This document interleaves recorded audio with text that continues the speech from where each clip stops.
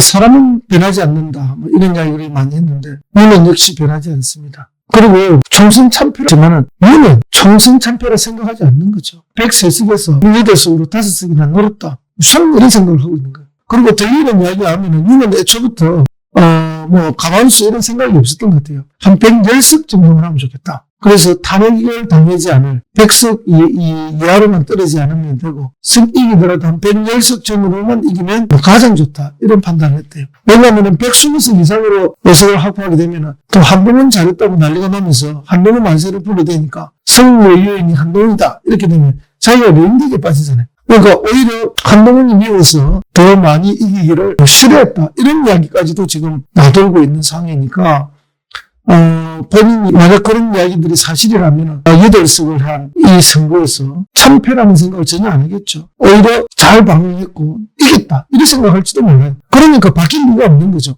정말 바뀌지 않았습니다.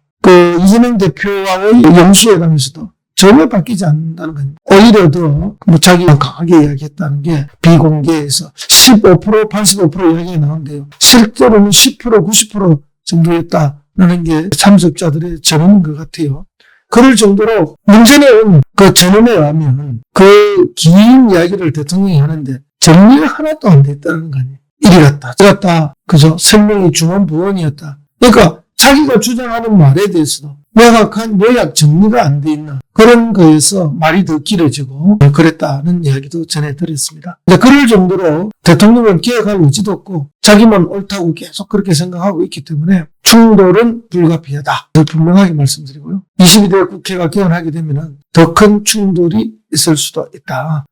왜냐하면 대통령이 본인이 변화가 없어요. 상황 인식에 대해서 전혀 다른 생각을 갖고 우리 국민들은 이번 총선 통해서 심판했다. 윤석열 바뀌어야 한다. 이렇게 이야기를 하지만 본인은 방향은 옳았다. 디테일이 약간 부족했다. 홍보가 부족했다. 이런 정도의 생각이에요. 이번 총선 결과를 보면 오히려 이 멀었다. 그래서 오히려 이겼다. 이런 생각을 하고 있는 거죠. 그러니까 이 간극이 너무 큰 거예요. 이 간극이 큰 만큼 그럼 앞으로 뭐도 커진다? 갈등도 커진다. 대통령의 인식이 바뀌지 않기 때문에 국민들과의 생각 속에 큰 인식 차이가 있고 그 인식 차이는 갈등의 크기로 나타날 수밖에 없다. 그럼 갈등의 크기가 큰 만큼 국민을 대변하는 국회에서 야당의 역할도 커지는 것이고 자연히 이후의 국회 상황은 쉽지 않게 갈 것이다. 이렇게 예측을 하면서 윤석열 정권이 계속 이대로 간다면 결코 남은 임기가 쉽지 않다 하는 것을 분명하게 저희들은 예상해 봅니다. 왜냐하면요, 우리 국민들은 참다 어느 순간 임계점을 넘었으면 폭발하거든요.